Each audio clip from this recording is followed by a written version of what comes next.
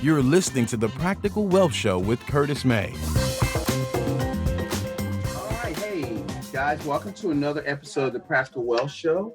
And I'm really excited. It's fun. We met through LinkedIn. And so I have Miss Kim Daly. She's a franchise expert, a business coach, and a motivational speaker. And let me just tell you a little about Kim before we introduce her. Kim has spent the last 20 years, she's only 29, so she started at 9, and as helping people achieve financial freedom by enabling them to find the perfect franchise opportunities. Her skill for matching her clients' background, interests, skills, finances, and life goals to the ideal opportunity has made her one of the top franchise consultants in the country. Today, we're here to pick her brains. I love my show because it's like free consulting, all right? and gain some insight into what can seem like a daunting process, deciding on the perfect franchise to enable you to gain financial freedom. Kim, welcome to the Practical Wealth Show. Thank you, Curtis. It's my pleasure to be here. Huge fan of the Practical Wealth Show. Huge fan. Oh, I like that. See? That's she's been listening to the show, so she's now my new favorite guest. After listening to so many episodes, it's like surreal to be here and get to be sharing my knowledge and my experience of franchising with your great audience and all the other great people that have been a guest host of your show before me. Yes, thank you. So I always tell people, look, your number one asset is you, but your number one investment, I believe, in the quickest way out the rat race is a business.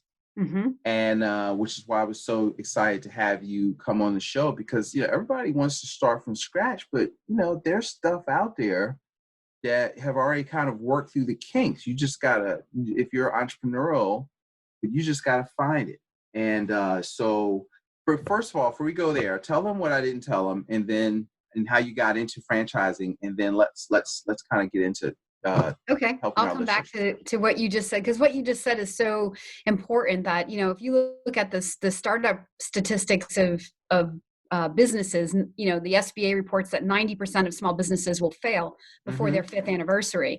Well, that is not a statistic that's owned in franchising. So I can show people companies that have 90, 95% success rates with a track record of history on that success rate.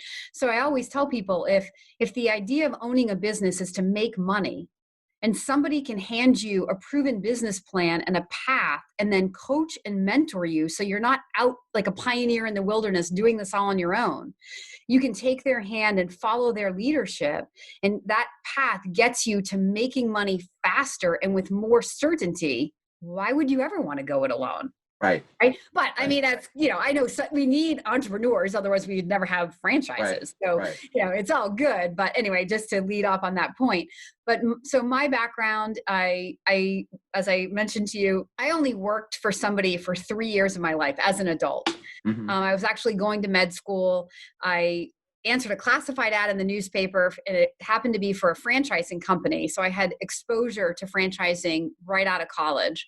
But in working for that company, I knew from day one that it was not for me. My colleagues would joke with me that I was like Cinderella. At the stroke of 5 o'clock, I was out the door. I hated somebody telling me when I had to be there and how long I had to work. And I was always the number one salesperson. And so I came in at the stroke of 9 and left at the stroke of 5 and did my job, but I knew there was a better path. And I started my own company. It was the dawn of the internet. And I was lucky enough to land exposure with usatoday.com. So I built a website that if you were to go to usatoday.com and click on Health and Fitness Marketplace, it would actually take you to my company. So because of that national exposure, it afforded me the opportunity to work with big national brands like Rodale Press and major like motivational speakers like Dr. Dennis Waitley and Denise Austin. Many people my age know Denise Austin. But what would happen is we'd want to build this collaborative partnership, and people were like, well, I don't have a website. Can you build that for me? And I'd be like, oh, sure, I can do that. Hang up the phone and then be like, oh crap, how do I build a website? I do that, right. So definitely like an entrepreneur, making it up as I went along. Now, if those people hear this podcast, they'll be like, she didn't know how to do that. Right. So I figured it out very quickly. There you go. So I became a highly sought after like consultant in the health and fitness industry, really teaching people how to use the internet. But it was funny because I was making it up as I went. It was totally entrepreneurial, totally by the seat of my pants. Mm-hmm. I did that for 5 years. I was traveling all over the country and I realized, man, like if I ever want to build something of value, because I don't want to go back and ever have to work for anybody else. And I'm Mm-hmm. happy to report that at 48 years old, I am completely unemployable. I think I've always been unemployable. My dad would say since I was 2 years old, no one was going to be the boss of Kim but Kim.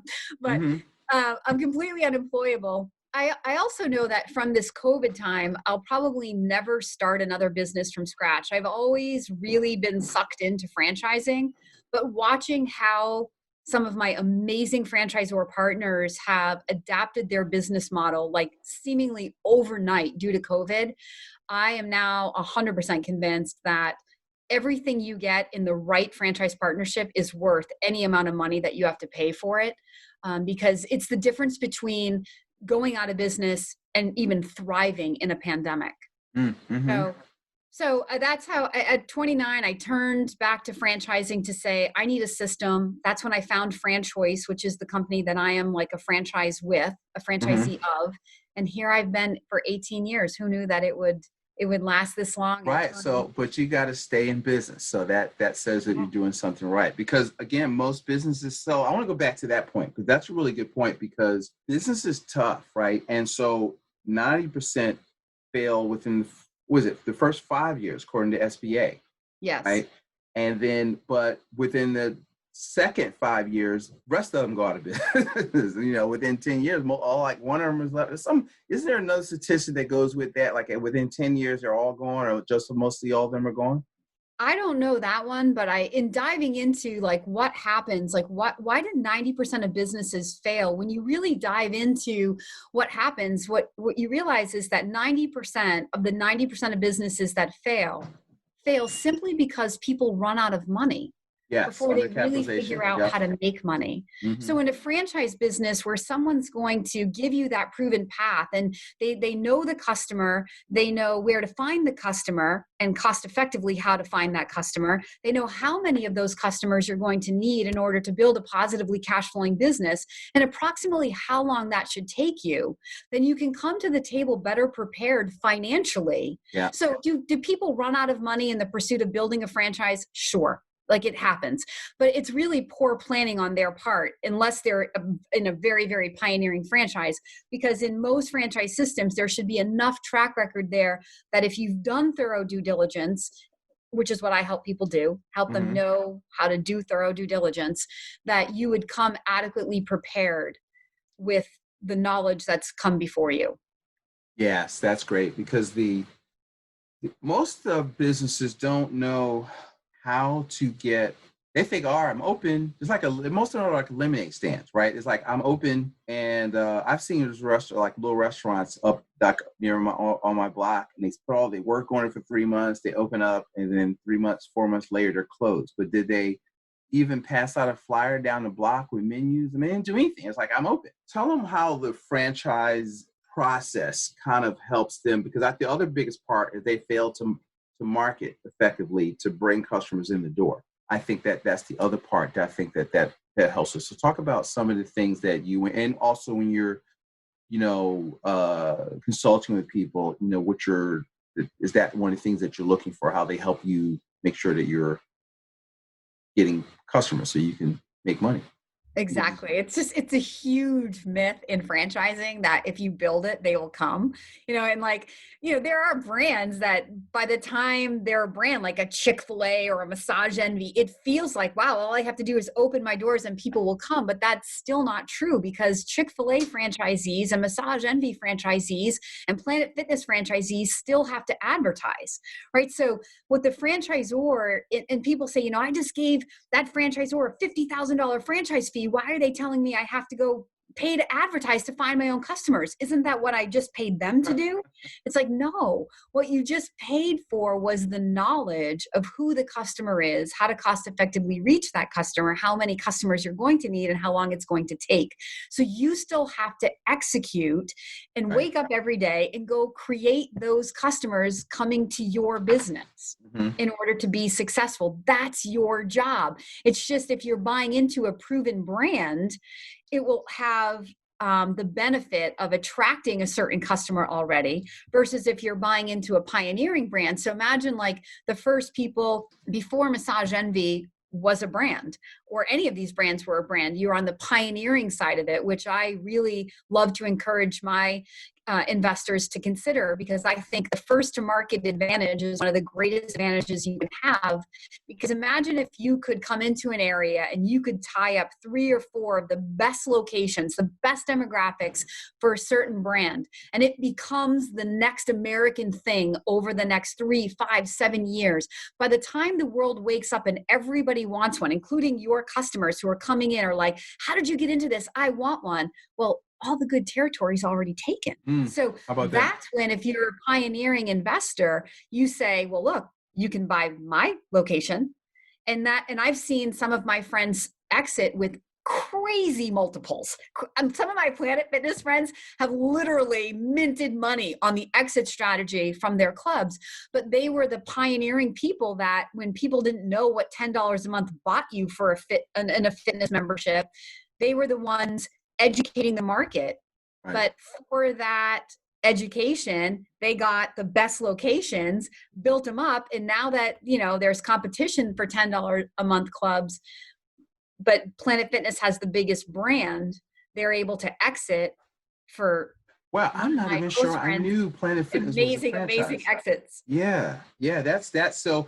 Let's go back to this and why. So even because you mentioned something about the COVID-19 environment, why is, in your mind, franchising is a safe investment even in an uncertain economy?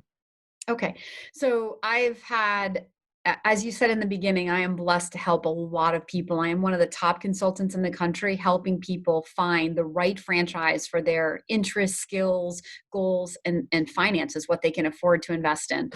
And during April was the second biggest month in my 18-year history. Wow. Of helping people. My colleagues at FranChoice are like, in the heart of the pandemic, I'm like, yes, it's actually almost easier than it was in February. Yeah. Number one, because when unemployment is high, people turn, when uncertainty is high, people crave certainty. And even though starting a business is uncertain, when you come to someone like me who understands how to help guide your due diligence in a franchise so that you feel competent, that you're asking the right questions, you're meeting the right people, you're even doing the introspective work to make sure that this is the right investment for you, which is what I do, and I do it for free for people, then they are able to feel confident in their due diligence. And so then they can say yes. So when you're looking at, like, why would somebody start a business right now? Because as I've heard you say on other episodes, Curtis, on the other side of opposition is great opportunity. Yes. And for those people that have been lost their jobs,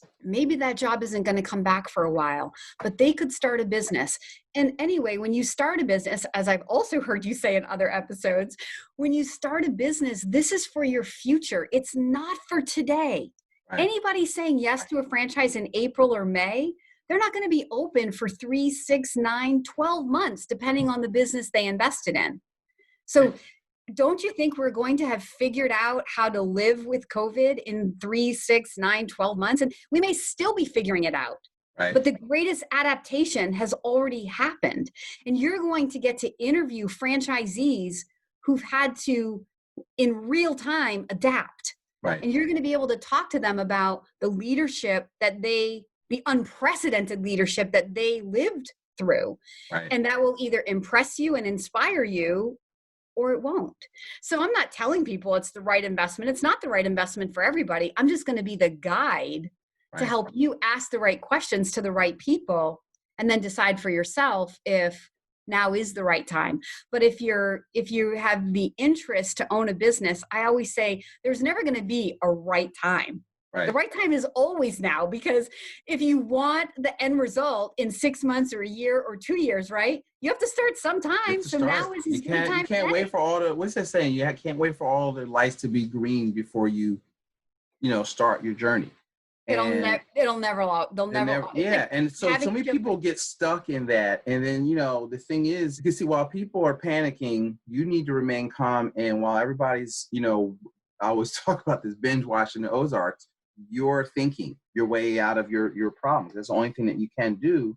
Because here's the thing, another job is what Kiyosaki says, a job is just a temporary solution to a long-term problem. And my dad used to tell me, you'll never make any money work for somebody else. So I always tell people I never got, that was strange because I never got that go to school, get your education, get a job talk. Good for your dad. Yeah, because he was self-employed. We had owned a supermarket. My grandfather was self-employed. So I didn't really have that, in my life. A job was not a good thing in my household. And so that was interesting. So what is then, in your opinion, the real value proposition? Maybe you said it already. I just want to make sure that I get that out. The real value proposition in investing in a franchise. The real value proposition, Curtis, is that you're buying a relationship.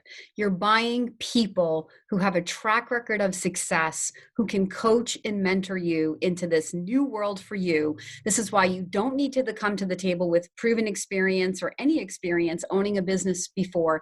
I have a video on my website where it's prior experience does not drive top performance in a franchise. So you can check that out, but it doesn't, nor does having experience in a specific industry. So people think, wow, well, how could I own a Meineke when I know nothing about cars? Well, you don't have to, because if you are the mechanic turning a wrench, you don't own a business. Right. You're working on cars. Right. You're a technician. Uh-huh. So in franchising, we use the expression that you're working on your business, not in your business. So most of the time you're going to hire to the experience of the business. So if you own a Massage Envy, here's the greatest thing, that people can have a full-time job even and use this business as an investment tool to build cash flow that they own and can control, all while still keeping a full-time job if they want. Because many franchise businesses are designed for the owner to be more passive,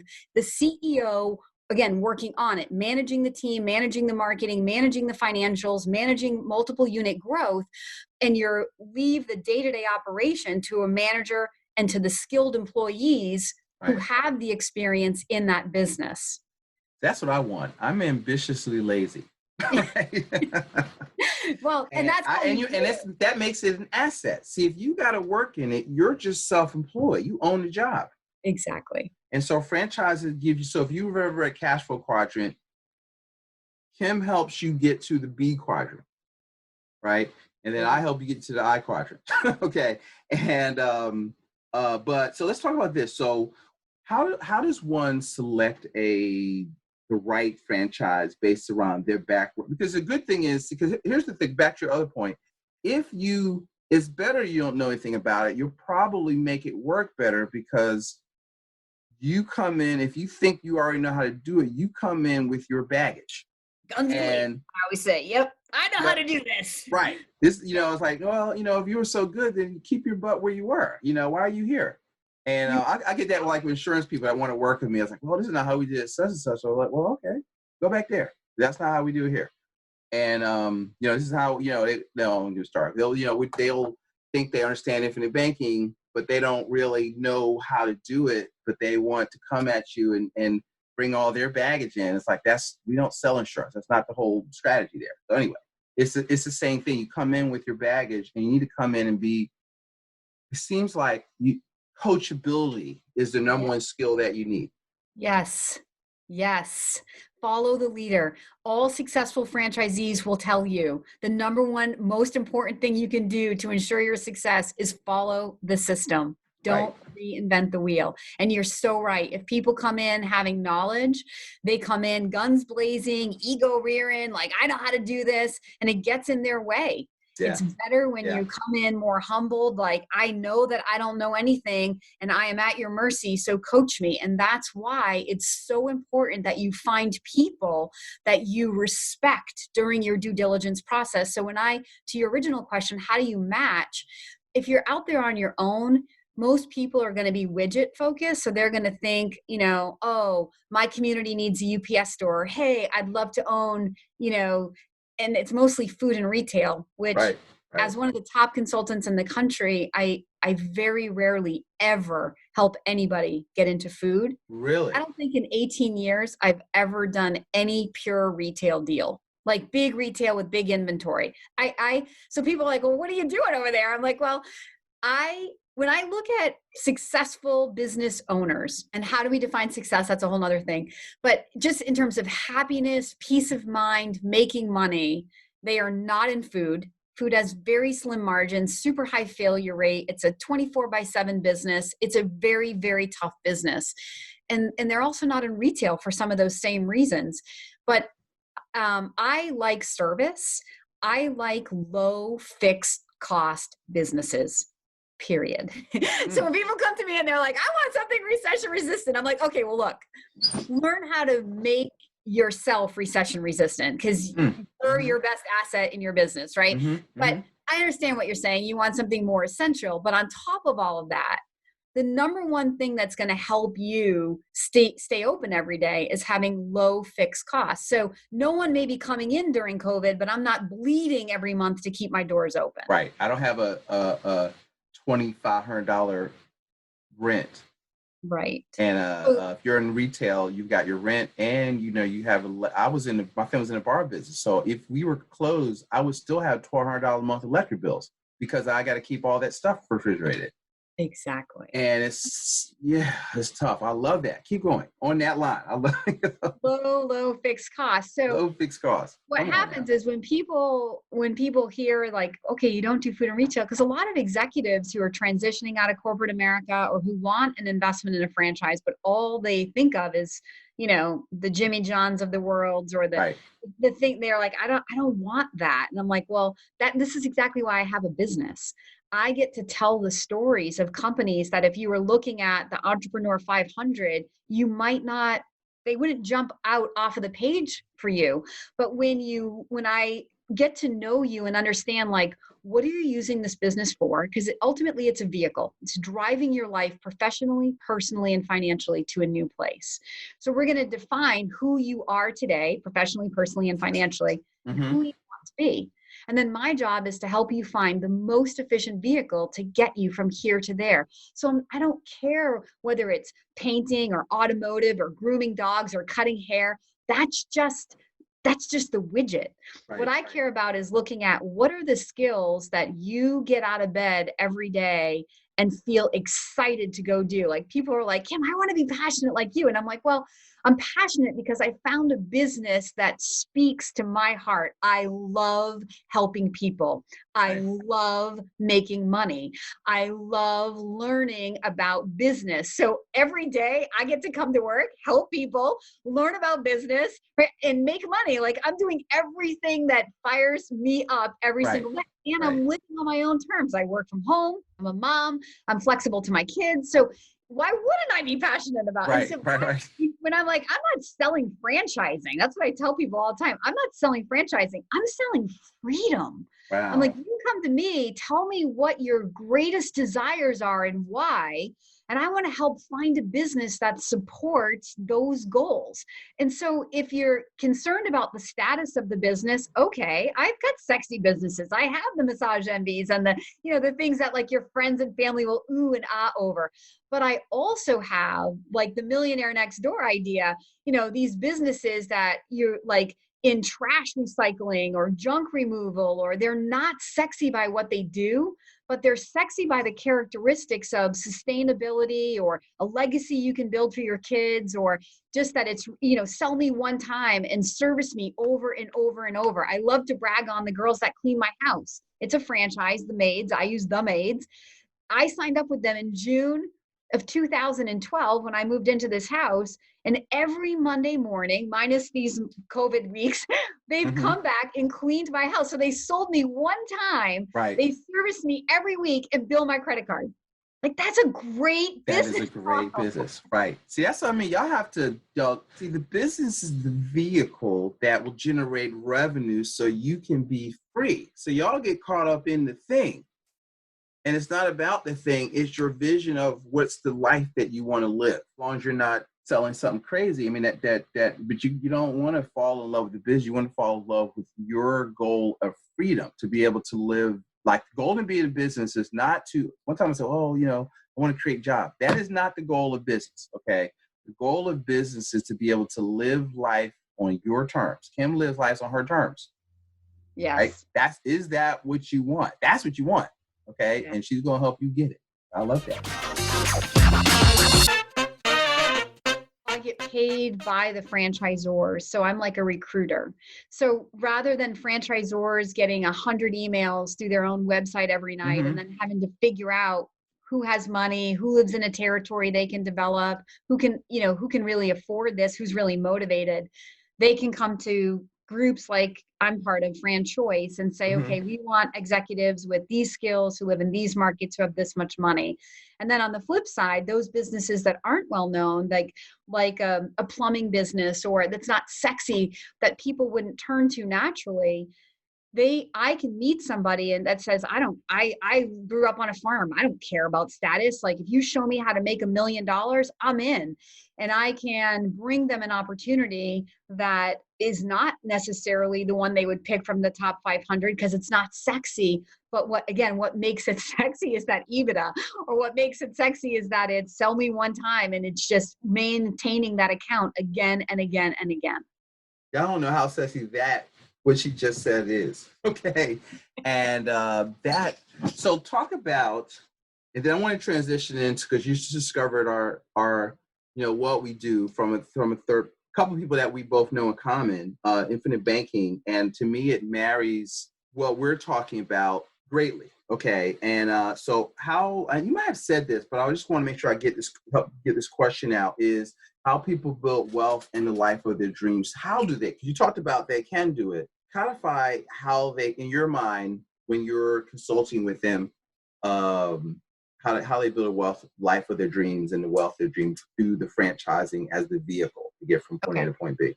Yes. So first, we need to define wealth. Everybody defines wealth a little bit differently. Mm-hmm. Part of it's money. And then for most people, though, it's time to spend that money, right? So rich people have money, but wealthy people have time to spend their money. Mm. A lot of entrepreneurs build a business, but the business requires them every single minute. And so they never can get out from underneath what they've built. Well, in a franchise business where you're leveraged through a brand, through people, through systems, through technology from day one. So from day one, you're working on it rather than in it. You have the leverage of your time from the beginning. So no one location needs me every minute, even from day one. So I can come in with a multi-unit strategy. So I can say, okay, here's this new yoga concept. I want to own all 5 locations in my market. I can commit to that up front, still build one store at a time, but have a multi-growth strategy over a 3 or 5 year period. So because the wealth is really going to be generated through the scale. Yeah. Right. And the money side of it. Yeah. But again, the scale, I'm not a slave to the time commitment.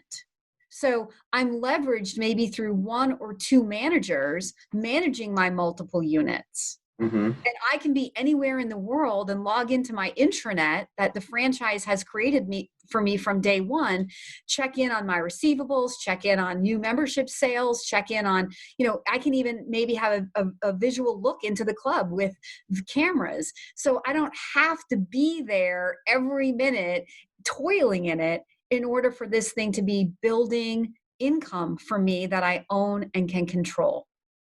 That is awesome. So because in my mind, I'm thinking, McDonald's costs $1 million.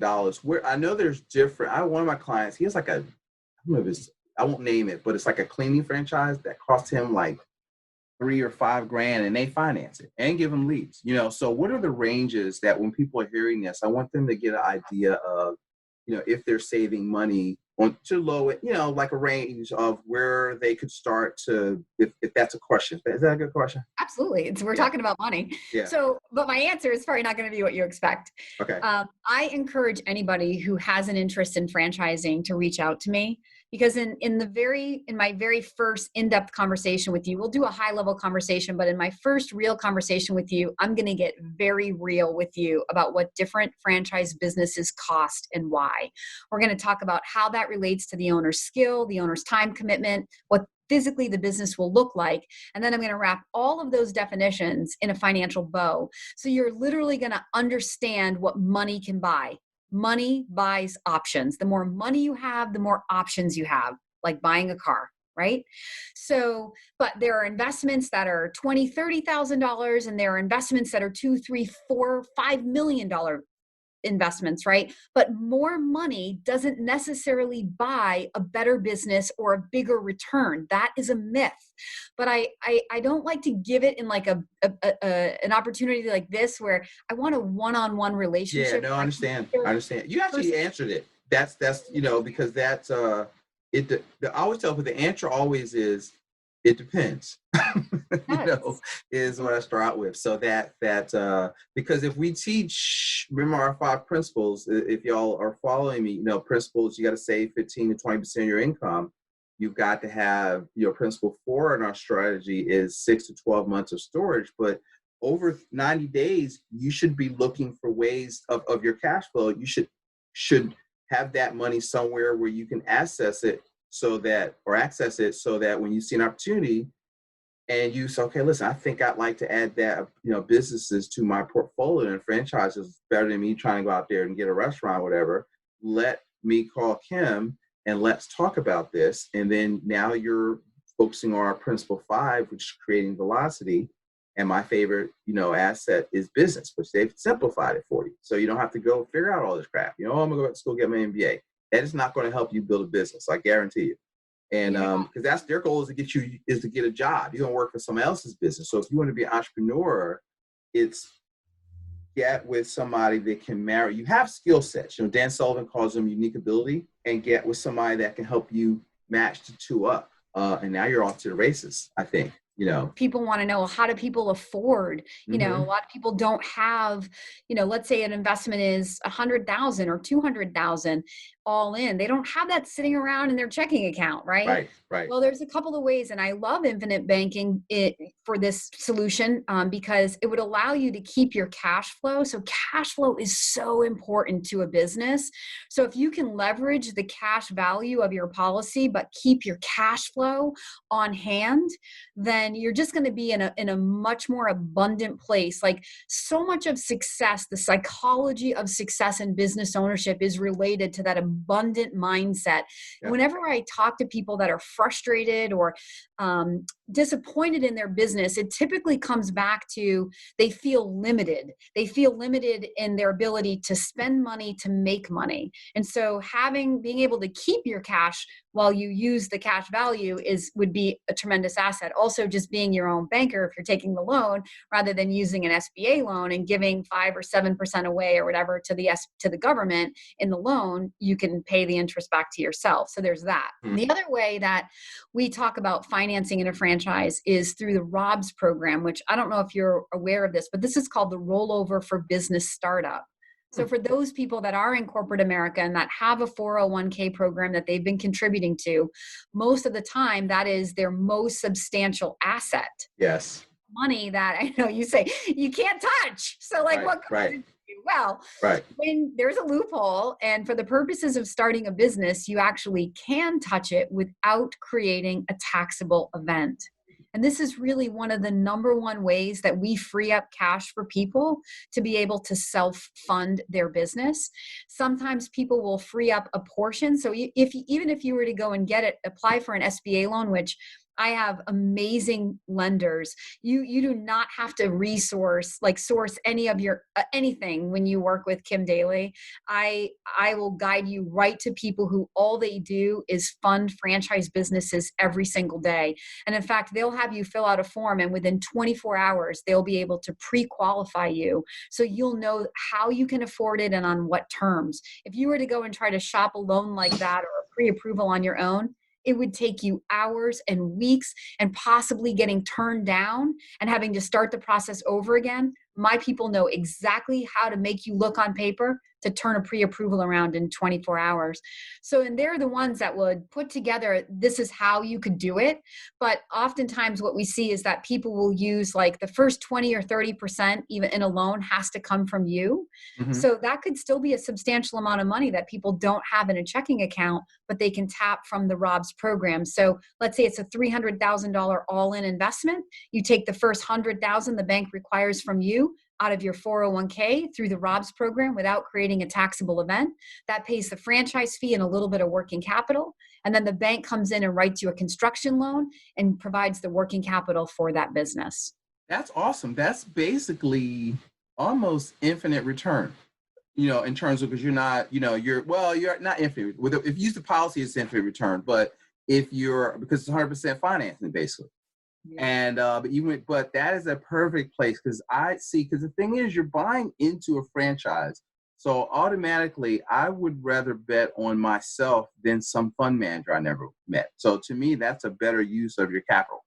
You know what, Curtis? And when people come to me and say, but it's so risky, it's like, look, by the time I get you educated, I work with people for about 1 to 2 months. I'm very consistent at the 6-week mark from start to finish, which for some people feels fast, but it's just because I've been doing this for 18 years. I know all the steps. We're not fumbling around in the dark. Right. Trying to figure out what we have to know. I know exactly what you have to know at exactly the right time. So I'm going to coach you through. So I'm going to teach you everything you need to know. So by the time you say yes at that 6-week mark, you're going to feel competent that you've asked all the right questions. You've spoken to all the people you need to speak to. You've validated the numbers you've been hearing. So you're going to know that unless you just don't get out of bed every day and do what you've committed to doing, there's no way this is going to fail. I mean, there's always a way, but it's highly, highly unlikely. And especially, again, if you're going back to the track record of success of the franchise, of the right. people that you're right. investing in. So we know that their plan works. What we don't know is, are you going to work? Are you going to work? That's right. And so, but you're not jumping out of a perfectly airplane without a chute. You've got a thing that has a 90%, most of them have an 80-90% track record. So it's not, because to me, if you say, well, look, I want to, I have people I'm consulting with, I want to start a business. I'm like, well, you ever been in business before? No. But you want to do this and that? Yeah, I want to do it with my daughter or my child. Have they ever been in business before? No. You're about to lose all your money. Okay. And in my mind, right? So I would rather introduce, and I've thought of somebody too that while we're talking that I want to introduce you to. To me, that was expensive with an overhead, with all the stuff you talked about, food spoilage, all that kind of stuff. Whereas, okay, if you're that ambitious, I'm thinking that I wrote their name down. It's like, all right, I'm going to call them and I'm going to try to make an email introduction because I think that because they haven't done it yet, stuff jumped off and it didn't work out. I was like, all right, because they need to get the financing, this and that. And I'm thinking, okay, but I don't know that they had somebody working them through all the stuff that you said you did. Right. And so I'll give you a specific example. So a friend of mine who's in infinite banking in a huge, huge way, a mentor to me. So he fell in love with what I do because he loves businesses as a means of building his own cash flow and equity. And I showed him a business called Smash My Trash, which, what the heck is that, right? But it's a commercial trash compactor. It's patented technology that you can only have through the franchise. And it is sell a company one time and service them every week or every month, depending on their trash volume. And all you're doing is compacting their trash. So you're lowering their haul away costs, and it's a total environmental spin because you're lowering, you're compacting their trash right there on site, and lowering their costs to do that. And what company doesn't want to lower their costs? So there are so many businesses out there that have commercial trash compactors. So in the franchisor teaches and it has some database and shows like all the trash compactors in an area, all the trash containers in an area, and it requires 2 employees. So an inside salesperson to be on the phone contacting those companies, and then a guy with a CDL license who can drive the truck with the trash compactor. and just go account to account. So it's a simple business. It can be run semi-absentee, doesn't have a lot of moving parts. It's a big investment to get into, but it's an investment that would create a lot of depreciation. So there's the tax advantage on that. But always coming back to my fixed expenses, it has very low fixed cost. It's a business, again, that you would not look at Entrepreneur 500 and go, oh yeah, that's my dream business. That's my cash. But when you hear what it does, people are like, oh my gosh. And I've done magical things with this brand for the last year that I've had it. I did a 12 territory deal in Dallas, a 4 territory deal with people, a wonderful couple in Atlanta. This mentor friend of mine did a 5 territory deal in Louisville, Kentucky. This is the kind of franchise that will never be known, and it'll be completely sold out in 1 to 2 years across the United States. You know what? I just interviewed, it's not out yet. I just thought about something. We have a talk offline, okay? Because now my mind is racing, but I interviewed this group that will do like a family. They have this thing where you can organize, like I said, the family can save $500,000 a month. They'll pull that together to look at like real estate deals. But now I'm like, okay, let's say you wanted to have, and they vet them out to make sure that the people that you want to do business with are good partners. And then now they could pull some money. And I'm also seeing, okay, look, because to me, a good portfolio, you should have business. Like you could all, with Kim's model, with her help, you could build you could be like a baby Berkshire Hathaway, in terms of you could build a business portfolio, you could build a real estate portfolio, and you just want to build, the key name of the game is building cash flow. And then you take so if you look at the 400, what do? They build businesses and then they buy real estate in that order. Franchising, right? Ray Kroc would always say, I was never in the hamburger business. He was in the beginning. Right. I was in the real estate business. I was in real estate, but he was founder of McDonald's, by the way. Right. Founder of McDonald's. And so, but he built the businesses, but he decided to own the real estate under the franchises because he could get the financing for the real estate. But he was in both, right? And then what happens is if you're generating the revenue, $1 million of revenue from the franchise, but you have $1 million of depreciation, million minus $1 million is zero. So now what are your taxes? See, so y'all got to understand the game. So it's harder to win a game you don't know the rules. Exactly. And you play by the wrong rules, you don't know rules at all. And Kim is going to put you down with the rules. Okay? Well, yeah, a lot Kim and Curtis. Exactly. A lot of people don't know what they don't know. And that's why I have a business. I'm so blessed to help so many people. And really, it's no obligation. I love teaching people. It's what I do. That's why I want the opportunity when I do a live event and people are like, I don't know if I have enough money. I'm like, just call me. We'll figure it out quick. It takes me 1 to 2 phone calls with people pretty quickly to figure out whether now would be the right time for you. And actually, you're going to figure it out. I'm never going to squelch your dream. I'm just going to give you the facts. And then you say, oh, well, based on this knowledge, I think I'd rather wait until I have this amount of money to invest in that type of business. Or sometimes people are like, hey, I'm so ready. I'm going to take whatever business I can afford right now, build it, flip it, take that cash flow and profit and invest it into the next thing. And I'm like, exactly. It doesn't have to be the dream business. It's a business. It's a vehicle. It just gets you from here to there. And then from there, you take the next investment and it takes you to the next place. That's the perfect mentality. And when people come to me and like, I got to build something that I want to pass to my kids. And I'm like, no, what you're passing to the kids is the legacy of entrepreneurship, like your father did, Curtis, right? Like my father did. The conversation at the dinner table is different when you're self-employed than when you hate your job, right? And you don't even want to talk about it because it's like, oh, I just got out. I don't even think about it no more. But exactly. This is like that's the legacy. I think if I'm not doing it, I'm thinking about how to do it better, how to help more people, how to do, and it's just a way of life. That's why I'm so excited to be a guest on your podcast because I think podcasting is just a great way. I mean, I travel and speak at career symposiums and outplacement agencies and any business group, any group that will have me. I do webinars, but podcasting, what I do is best built through experience of Kim and my knowledge.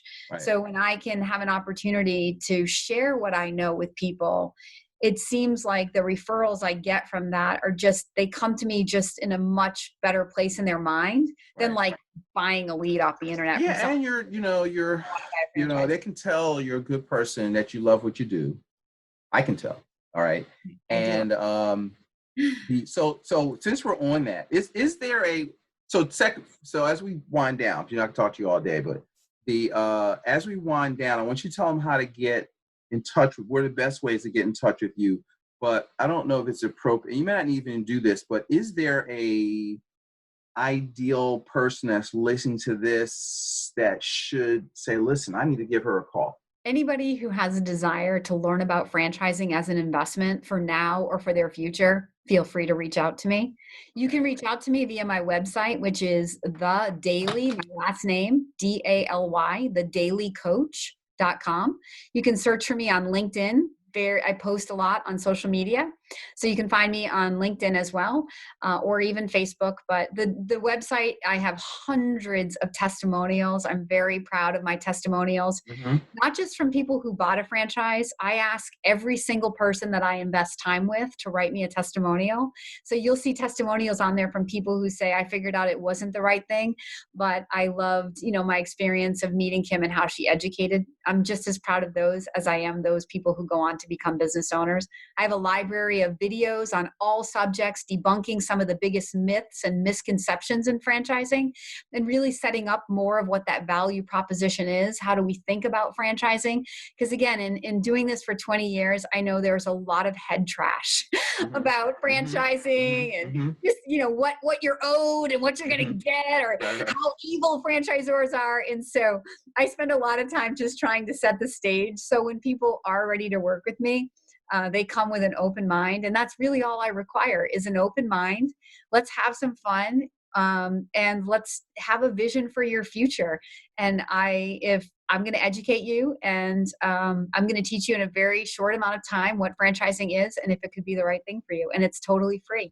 Guys, you can't beat that. I'm gonna let that be the last word. So we're gonna put all of Kim's information in the show notes. Thank you so much for being on the show. This was a lot of fun, and I think that y'all better call her. This is my pleasure. This is some good stuff. In fact, we have a membership. We'll talk about it later, but I actually would love to do something with you reoccurring, like as we get more people where I'm trying to show them how to create velocity. It's like, we're having a membership site. So we, let's say, do our behind our membership wall, maybe with on a Facebook Live with some real people, and then we could kind of take it for some of you to the next level. And so look out for on the show. You'll see some links to being on our membership site. But I love this, Kim. I love everything you do. And you, Curtis. So listen, guys, thanks for listening to the Practical Wealth Show. Please listen, like, and share. Leave us a comment if you like what we talk about. And please go to call Kim. If you're saving money, if you're an executive and you don't have to leave your job, but if you can get access to some of your 401k, you need to put some of that money to work for you right now, building an asset that you own that can leapfrog you to economic independence, because you can't get there by accumulating money. And if you don't know that, you better call me, because I'm going to show you that too. You can't save enough money to do that. So you need to build a business. Thank you so much. And y'all go out there and make it a profitable day.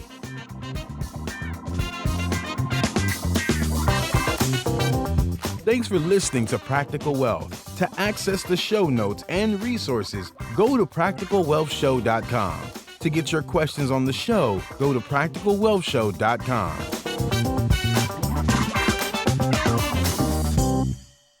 This show is for entertainment purposes only. Before you make any investment decisions, consult a professional. This show is copyrighted by Practical Wealth. Written permission